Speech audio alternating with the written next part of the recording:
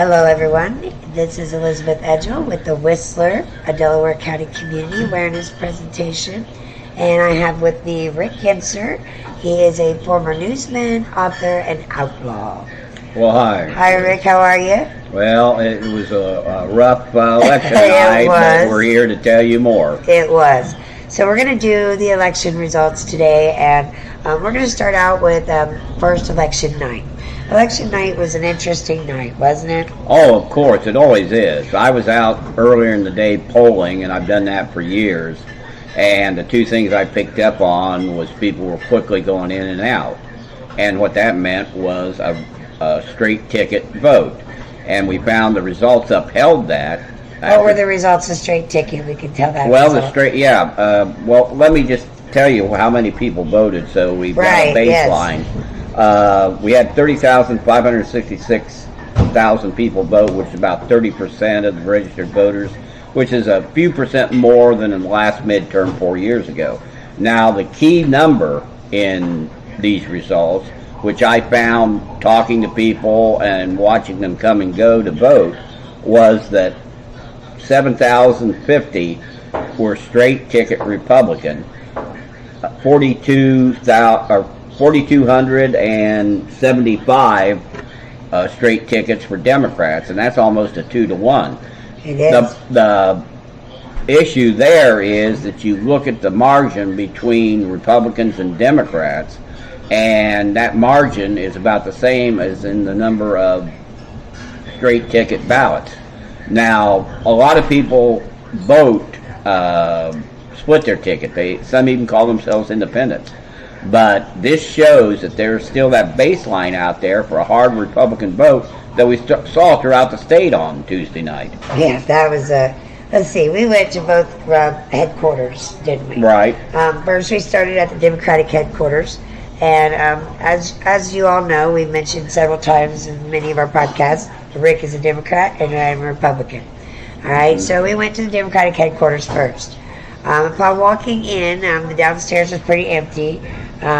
Typical election ad campaign stuff was on the table.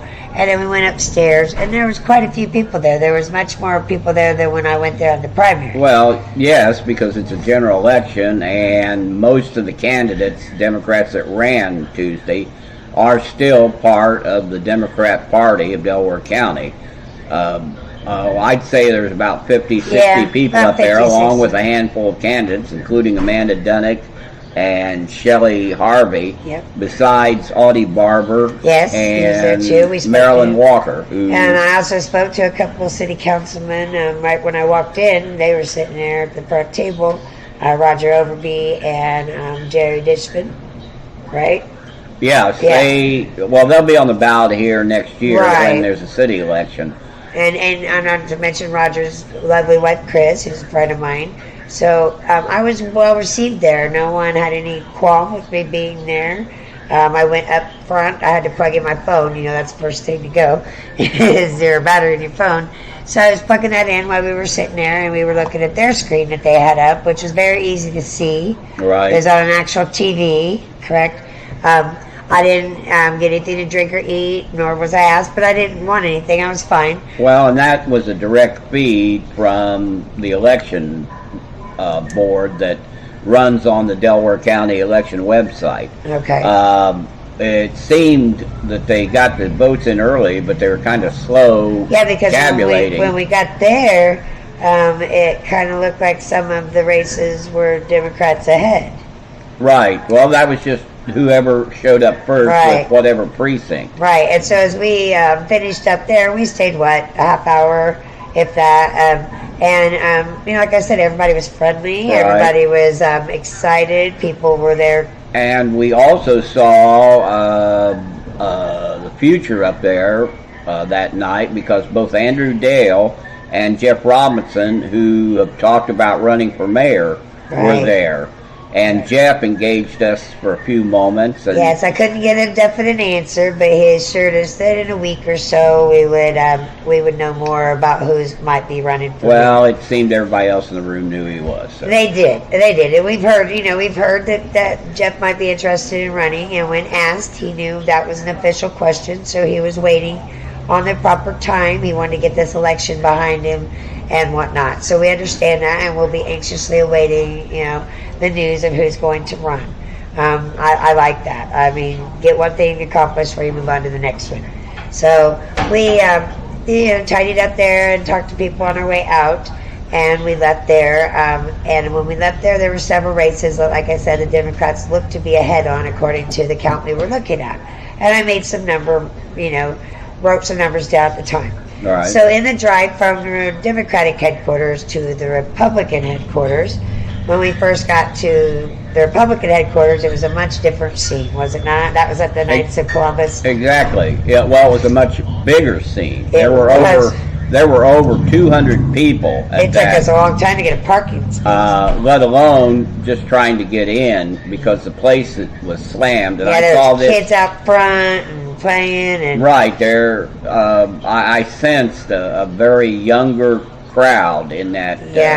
Celebration. Well, right when we went in, we saw City Councilwoman Rose Sylvie. She was very welcoming and said hello. And then I made my way into the bar, got a drink, went to find you and go sit down when I noticed the seats are pretty full, right? So I didn't know how it worked, my first time being there.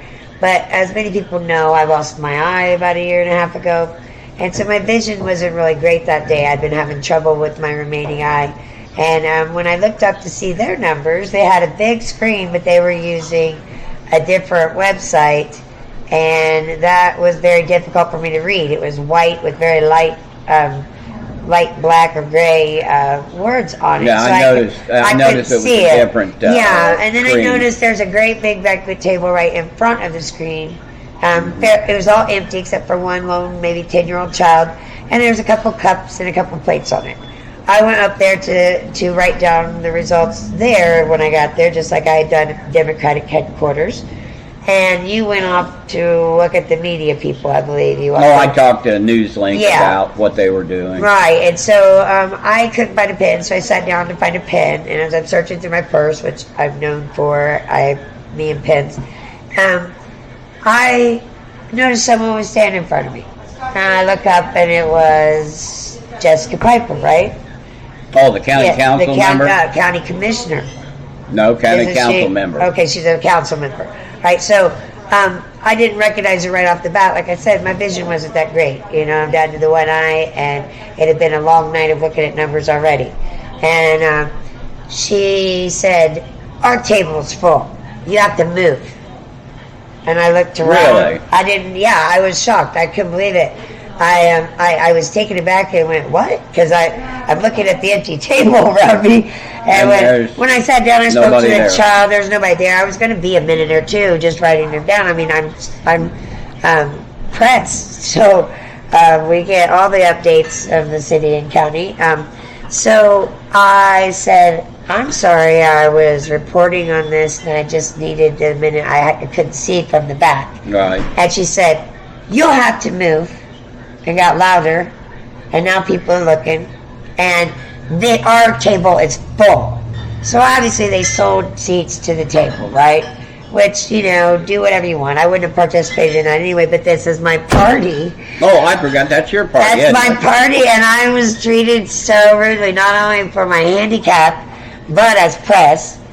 And I wasn't in anyone's way. No one was standing in line to sit there. Well, after you got up and came over and we found a couple seats, I noticed nobody really came back that table. No, they didn't. It was a slap in the face. Either she knew who I was or she didn't.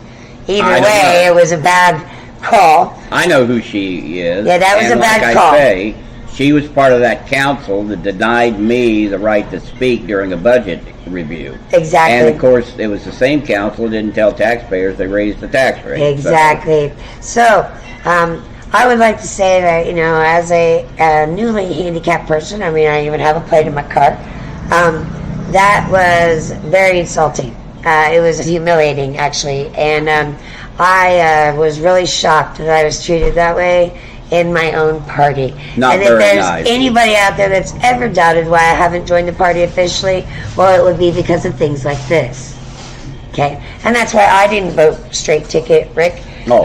Now, I don't know anybody that does, like you said earlier, so I wasn't one of them, but apparently that was obvious to everyone but me. Well, it's not now, though. I've been thrown out of worse places, including that celebration by previous county chairman who really didn't like me. But yeah, they should be a little bit more friendly or accommodate inclusive. the press at least. I mean, or just accommodate somebody right. just wanted to sit down and take some numbers. I mean, you guys would have sit up there and talk about how we're always going to have these podcasts and we're going to tear everything apart. The fact is you give us so much material. I mean, really, we can't turn around without something like this happening. And well, I can, I'll go back to other days when we all got along. It wasn't this just snap of, hey, I don't like you, so be gone. But, you got to remember that, as she stated, that wasn't my seat. Okay? Now, here's the thing. Miss Jessica Piper, that's not your seat you sit in either. That's the taxpayer's seat. And so we'll be making sure that our table's full when you run for election next. Yeah, she'll be up for real soon. The next presidential. Real soon. But if that's how you treat press or that's how you treat people, I don't know which one it is. How can you call yourself a public servant? I'm just saying. And I'm not going to say much more on that. I got over it. I'm a big girl. I'm used to it. We don't get much respect here. Well, the problem is that this is the one party that runs our government. Right. I mean, and so here they were the big winners. Were they? Well, I think, as I remember now, and I can't remember in the last half century that I've been around here telling stories, come January, there won't be one Democrat office holder in the county building. It's all Republican. There's no Democrats on the commissioners or council. There are none in any other offices. And that seems to be sad, but that seems to be the trend in Indiana that went red on Tuesday night, too. Indianapolis had quite a few Democrats. I'm talking about statewide. Statewide, you're correct. Now, Indy, Hammond, Fort Wayne are still pretty much Democrat bases. That concerns me because we have the Republicans not letting us speak in meetings, and we have the Republicans treating me the way they did, even though I'm part of them.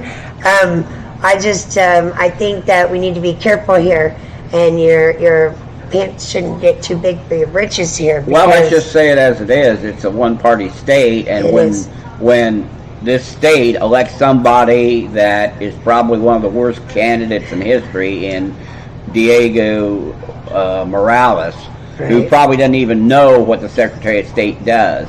And he easily won re-election despite all the accusations of being fired, not voting correctly, grabbing women.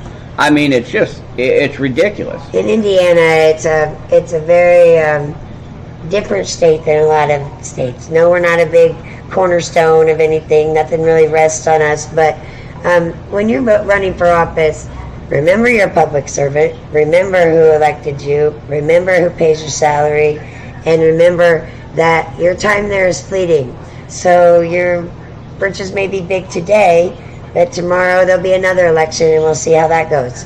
And so people never remember or never forget how you make them feel. And especially here in Indiana. And when you think you're better than anyone else, well, that's exactly when you're not. So I hope that she learns something from this situation like I have. And we're going to get on with our day. Well, humility is a big thing. It is. And I don't see that much in public. Not anymore. It's a shame. It's kind of gone down the wayside. But so much has. Well, we're going to take a moment and we're going to talk to our sponsor. Now, our sponsor today is the Hitching Post. They have an awesome weekend planned. You might have heard of Robin Slavin. He will be playing tomorrow night. And then Saturday it will be Prankster. And that is a hard rock band, and they are amazing. My favorite, actually. And then tonight, of course, starting here shortly, we have open mic night. So if you're a musician and you're looking to get some time on stage, or you want to network and meet other musicians, you should come to the Hitching Post. They have amazing open mic nights. There's food served, there'll be daily specials, and food served until last call. Exactly. All weekend long. It's the best place for live music here in this community. So come and see the hitching post. They are on 2221 East Jackson, just over the bridge on your right. And so we will be right back. And when we come back, we're going to talk to Rick about the actual results. And we're going to get some numbers. Sound good? All right, we'll be right back.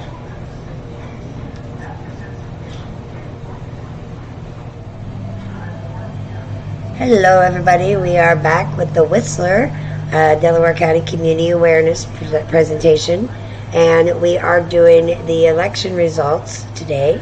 And I believe we called Indiana paint the state red because the Republicans took a sweep, didn't they? Of course. They took statewide offices, countywide here. How many seats were unchallenged? 5? Oh, here in on the county ballot? Yeah. The Democrats left 5 seats open in county government. Now what's going on with that? Including the auditor, assessor, recorder, commissioner, and one of the council seats. Well, what's going on with that is that there's still a fallout with the local Democrat Party over what happened in the past with the corruption in the sanitary district, and a couple people that were former party leaders that have just kind of drug the party into the abyss. Meanwhile, there's other different groups in the Democrat Party, like there are different groups in the Republican Party that are trying to take power or trying to run more progressive candidates, like Muncie Resist and that coalition of New Democrats. Right. And of course, I talked to the Resist people last night, Mary Moore and Sarah Vitale. And of course, they're looking ahead to what we can do with the city election next year because the mayor will be up for re-election. Yeah. Ridenhour faces a re-election bid, and as we said, that the president of city council, Jeff Robinson, is thinking about it. And of course, Resist has been around for a while. It's part of that national group called Indivisible that popped up a few years ago. That is an anti-Trump, anti-MAGNA. Right. And they do what they can to get more progressive people to run and be elected to office. But going back to Tuesday, that's the first time in my lifetime that I can remember that many empty offices for either party. Now, there was a city election back in 2016 when Dennis Tyler was up for re-election, and the Republicans left a lot of seats at city empty. And again, that kind of uncontested race doesn't encourage voting, and it speaks to actually the weakness. It's kind of like the Indy Star reported the other day, that the state Democrat Party is so weak they can't even elect one statewide office. That's crazy to me. Especially against somebody that may be the worst candidate they've seen lately. Yeah. For Secretary of State. And people are scratching their heads, even though... He was scratching his head. He was shocked he won. His exception. Oh, I didn't see it. What did he say in the... He stammered a lot. His face was really red. And he was all shiny. And he was just like, I hope I can do it justice. And, and he just seemed like he was shocked. I know I was. Deer in the headlights. Yes, like he just couldn't believe it. Well, he shouldn't be, because the early numbers I saw in that race on Tuesday, he took 54% of the vote, almost 1 million votes to Destiny Wells only having about 690,000. Do you think that was advertising? And that to me said that even though she was an attorney and did time in the Army, it was amazing to me that somebody that didn't have many credentials was constantly under attack during the campaign, and he'd never really run for anything, that he just easily walked in. It's just like all the other statewide candidates. A banker by the name of Dan Elliott, who I don't think anybody really knew, got the most statewide ballots at that point, over 1 million against Jessica McClellan. And the same way with the auditor's race. That it just, it was kind of surreal that there was that 60-40 split Yeah. Not only with those statewide candidates, but here locally in Delaware County, because like you said, when we were at the Democrat headquarters that night, the early returns suggested that a couple Democrats, namely Amanda Dunnick, would prevail. Yeah, I was shocked by that race. Well, but like I said, in the end, Judy Calhoun, the Republican, won with 54% of the vote. It wasn't really even close. It was about 2,000 votes difference. And of course, Amanda is a city court judge. Mm-hmm. She's been, she's also been a trial lawyer, mm-hmm. and she's a legacy. Her dad, who recently passed, was a lawyer most of his life. Her brother's a lawyer too, Jay. Yeah. And of course, Calhoun, who was a deputy prosecutor a few years ago, she has trial experience, but she's never sat on a bench. That's crazy. And she doesn't have a good grasp, I think, of the law. Well, we really don't know because she never showed up at any of the forums. No, I never even met her. And she seemed to be, well, you saw her that night, just kind of swirling around. Yeah, when the votes started to come her way. Yeah. And a lot of lawyers have questioned, why voters would elect somebody that has no judicial experience. One answer, straight ticket. Yeah, that's really the only answer here. And the Democrats didn't even have every seat filled in order to where Democrats could go straight ticket. Well, and there were, I think there were some organizational problems that we heard that night. Did Naughty Barber talk about problems he had with signs and poll workers? Somebody took his sign down, destroyed it, threw it in a rubbish pile, and that was a poll worker. Yeah, he found out it was a poll worker. They saw the truck, they run back the film, and I don't know what he's decided to do about that. He was supposed to let me know if he's decided to do anything, but Audie's all about the follow-up. He will follow through with things like that. So if that did happen, I heartily reject that happening. I mean, come on, let's be real here. And I heard other reports doing polling that day of some poll workers wanting signs someplace other than where they were put by either Republicans or Democrats. I wasn't sure. The law says you can only be so many feet. Right, and according to Audie, he was within that law.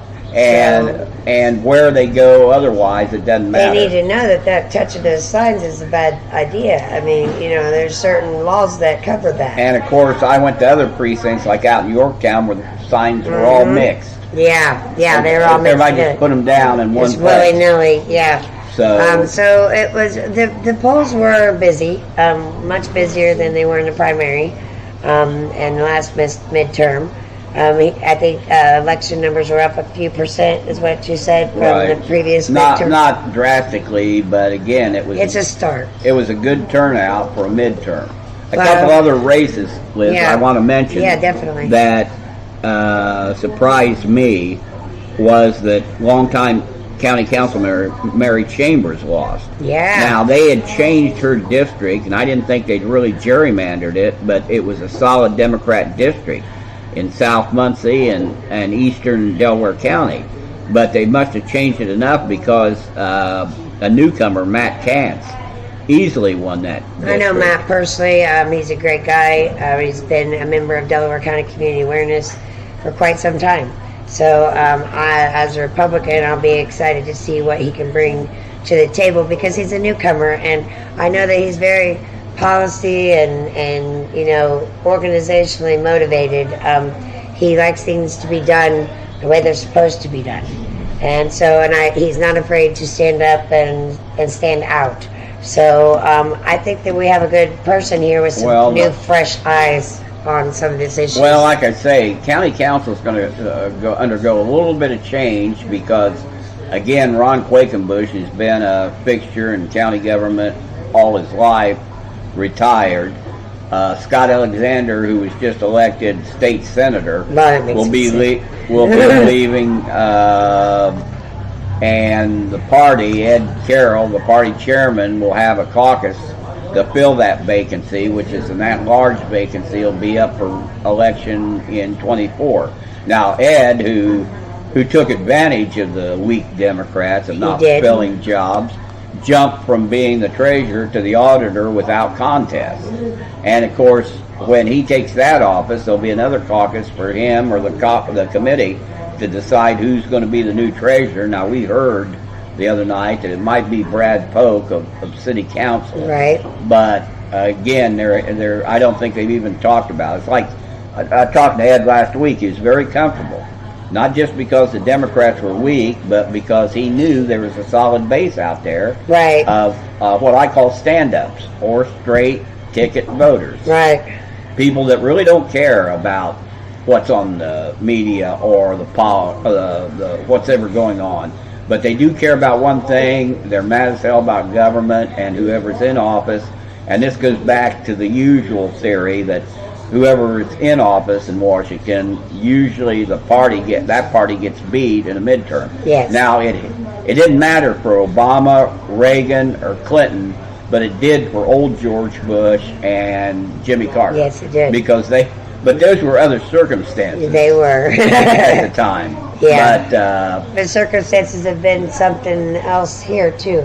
I mean, with COVID and governments being shut down and everybody's playing catch up, the election kind of shifted from an in-person election to online. Well, now let me tell you a couple other numbers I noticed, Right. and that was the number of mail-in, which was not even hardly 10% of the total vote, which glad of it. is normal. That is how it's supposed to be. I don't think either party really pushed early voting with mail. Well, early voting went pretty well. As far as in-person, as Yeah, county buildings? uh-huh. Well, it could do better if they would just push it.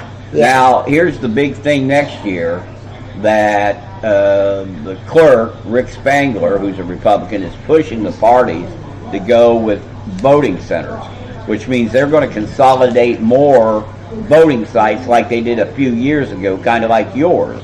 Yeah, where mine they had consolidated two. a downtown and a south side precinct Yep. in a church that's over there by the water company. Right, and on I mean, it Burlington. was really busy. I had to wait in line, but it didn't take that long. Except for I would suggest that people get online at indianavoters.com and check their address, because many addresses had changed and they had to stop, make a call to the main precinct, get addresses checked, and then, go from there. But that took Right. some time, and that took poll worker away from being able to serve the rest of us that joined up to go vote. So it kind of added a whole new layer over it, and kind of stunted the proceedings a little bit. So I would suggest people be ready.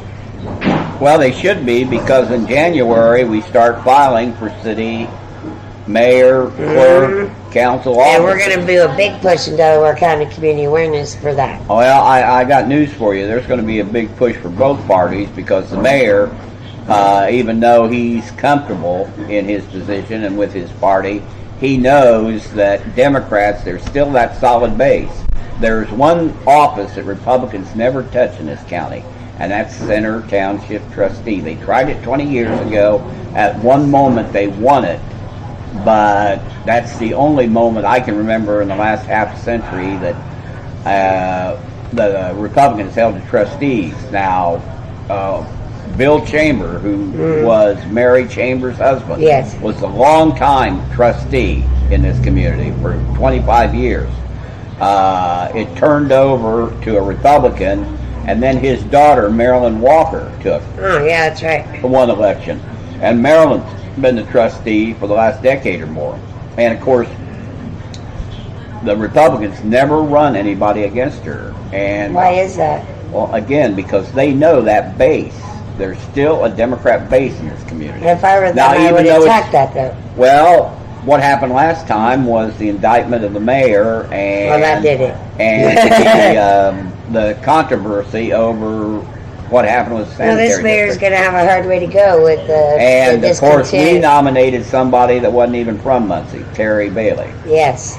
That was Now, if interesting. we would have nominated Andrew Dale, it might have been It different. might have been different, because Andrew has a great following. He's And a great he's a guy. local guy. And he's been involved in politics for a while now. Yeah, Wasn't he the one that was kicked off of the Board of Works? For his redevelopment. redevelopment, and he was kicked off because he made an old person quote or comment. No, that was Jerry Wise. Oh, was it? Jerry Wise was sure? kicked off the Board of Works. He shows up every Board of Works meeting, but Jerry knows better. He's an old.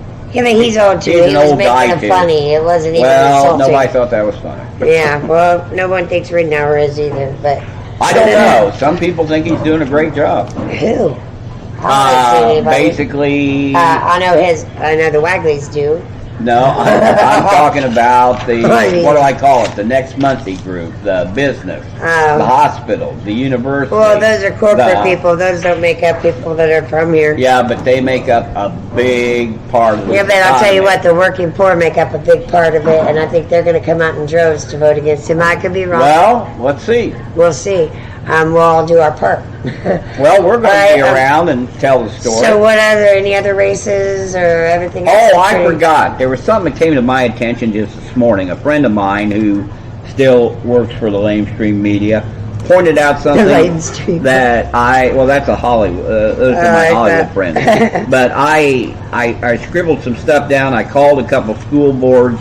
You know, even though Muncie doesn't have an elected school board anymore because they ran out of money and the grades were bad, so the legislature allowed Ball State to run it. Right. There are 6 other rural school corporations in Delaware County that do have elected boards, do appoint superintendents, and do have, 2 of them are sizable, both Delcom and Yorktown. The other 4, Liberty Ferry, Westdale, Cowan, and Daleville, are under 500 students. Right. But what we found was in at least three of those school board elections, what I would call old boy school board members that served almost 20 years were defeated by a new generation of women who had kids in those schools. I think that's a thing to take note of, because I think parents are taking more of an interest in their Well, they child's should. sport. They have more choice now. They can do it. Well, at home. They can do it where they want. Well, it's true. That's yes and no, because you know what happened with.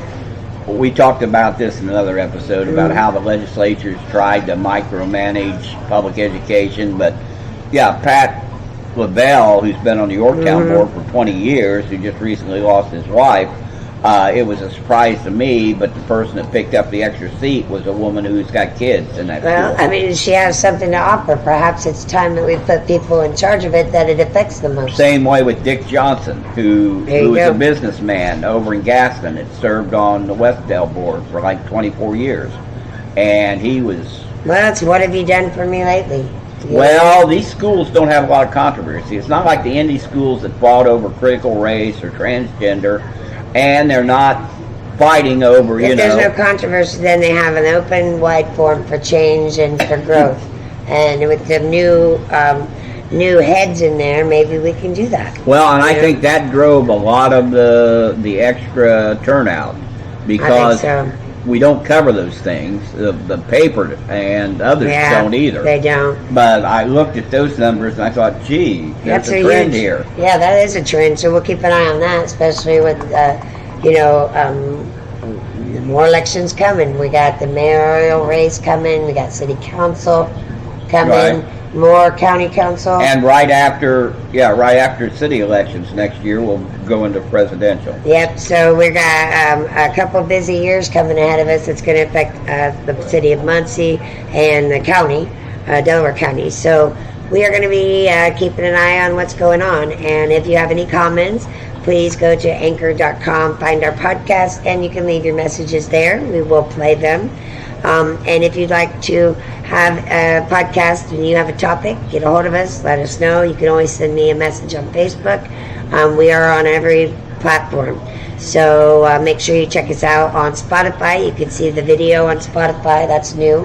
And it's free to register an account there. But we are on every other podcast, iHeartRadio, all of them. So you can listen to us anywhere. And we are going to keep that coming. So this is our 7th one. Thank you, Rick. I appreciate your input. And let me put a plug in, too. Tomorrow's Veterans Day. It is. We'll have ceremonies at Hegan Park at 9 for Vietnam. Right. For everybody else, 11 at Beach Grove, because again, those people serve, and that's why we are free and strong. Yes, and I think it's good that that comes right after the election to remind us that. It's a privilege to vote, and I think that we need to remember that, the citizens as well as the people running. Always. Yep, so we are going to give one more shout out to our great Hitching Post who allows us to do our podcasts here. And tonight they have open mic night. It starts about any time. They have food served till last call. And then this weekend they have Lob Slavin on Friday. He starts at 8. And then you have Prankster at 9 on Saturday. And they are going to rock your face off. They pack a place, so come early. And we will be here all weekend, so come by and say hi and get you a tenderloin sandwich. They are the best here. All right, everybody have a good evening, and we will be back at you soon. Thank you. Mm-hmm.